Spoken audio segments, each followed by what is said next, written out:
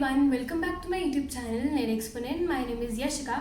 So I got many queries and students were asking me that how they should prepare for economics part for NTA NET exam. So I have come up with a very important topic and बहुत major part जो questions का है वो इसी topic से आता है. So I thought of covering with this topic ताकि आपका economics का एक major part cover हो जाए. So the topic is forms of market और forms of market में I will be covering the price determination under monopoly.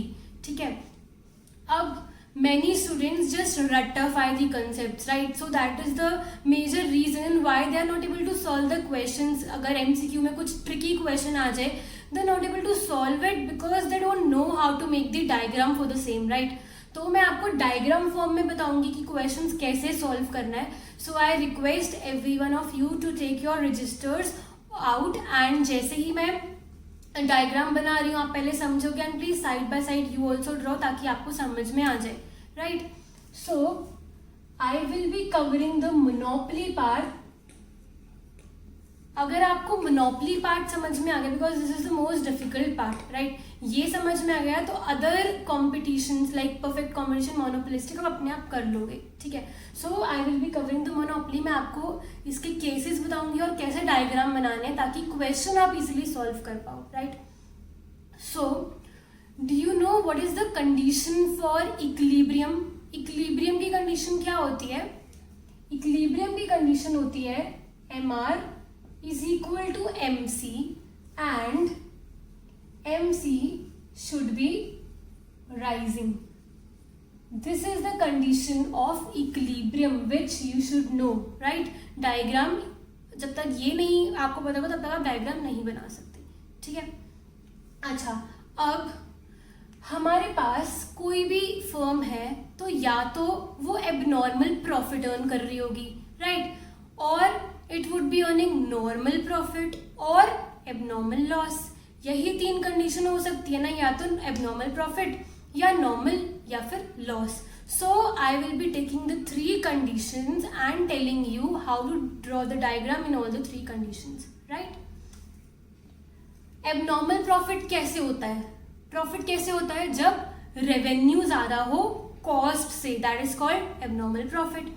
Normal profit कैसे होगा? जब रेवेन्यू और कॉस्ट बराबर. लॉस कैसे होगा? जब कॉस्ट ज्यादा हो रेवेन्यू से. So these are the three conditions which will be covering in this topic. Okay, so first is loss. Loss कैसे होगा? When cost is more than revenue. That means average cost greater than average revenue, right. Second is normal profit. Normal कैसे होएगा? जब cost और revenue बराबर है. Third condition is abnormal profit. Abnormal profit will be achieved when revenue is greater than cost, right. अब इन तीन conditions में I will be drawing the diagram and मैं स्टेप बाय स्टेप आपको सब सिखाऊंगी. So do look very carefully जब मैं डायग्राम ड्रॉ कर रही हूँ. ठीक है. अब डायग्राम ड्रॉ करने से पहले आपको ये पता होना चाहिए डायग्राम में हम क्या क्या चीजें बनाएंगे. एक तो हमें इक्विलिब्रियम पॉइंट बनाना है. Equilibrium point is achieve when MR is equal to MC. तो हमें एक MR बनाना है डायग्राम में, एक MC बनाना है. ये तो हमें समझ में आ गया. और हमें क्या दिखाना है? लॉस दिखाना है. लॉस कैसे होएगा? जब AC ग्रेटर है AR से. That means we have to draw AC curve and AR curve. Which means in any diagram we have to draw four curves, that is MR, MC, AR and AC, right? And you should know the shapes of all the four curves. Do you have any idea how these curves look like? AR and MR curve are upward sloping. कैसे होते हैं वो? Upward sloping होते हैं. ठीक है. अब AC and MC curve are upward sloping and AR and MR curve are downward sloping.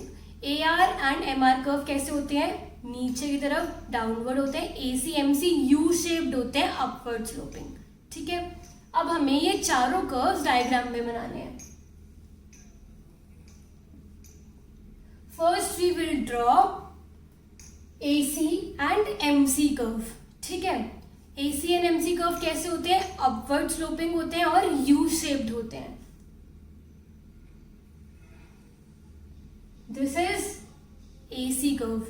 Now we will draw MC curve. MC curve cuts AC curve from below. MC curve कैसे होता है? वो भी U shape होता है, पर वो AC curve को कट करता है नीचे से। This is MC.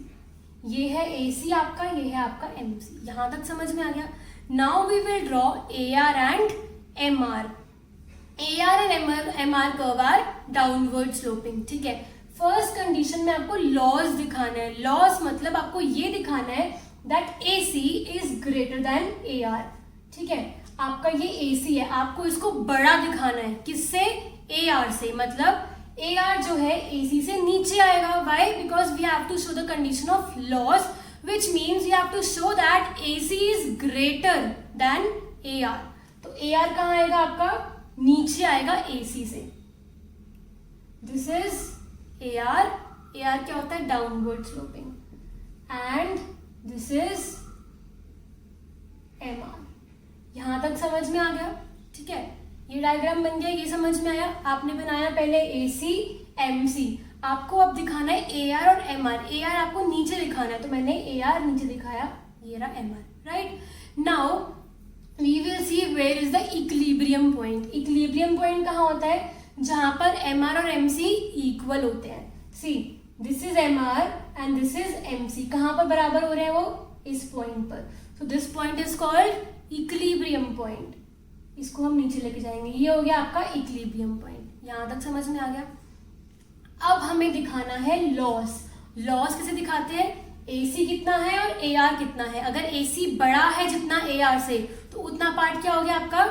लॉस हो गया। कैसे? जब ये इक्विलिब्रियम पॉइंट यहाँ आया, अब देखो AC का है, AC है यहाँ पे, इसी इक्विलिब्रियम पॉइंट को AC तक लेकर आओ। This is AC।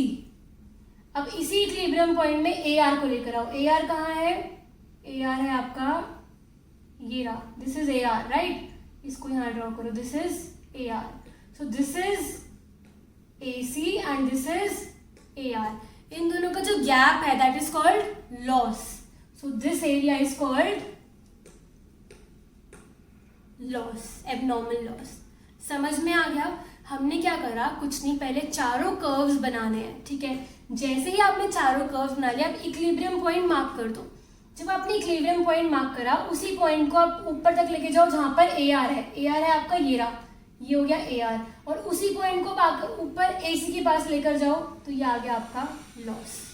ठीक है, I hope it is clear, क्योंकि बाकी के डायग्राम तभी समझ में आएंगे आपको जब आपको ये समझ में आ गया होगा।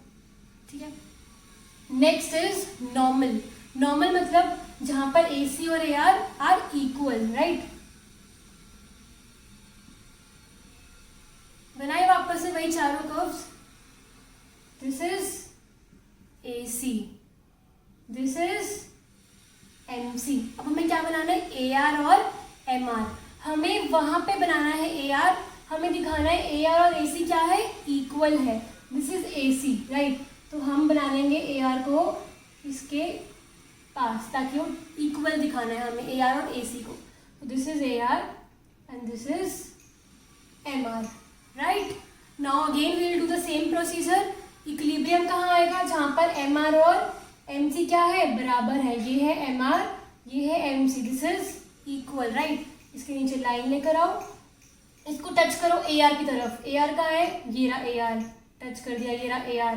AC कहाँ है? AC भी आपका यहीं पर है। सो ये वाला पॉइंट क्या है?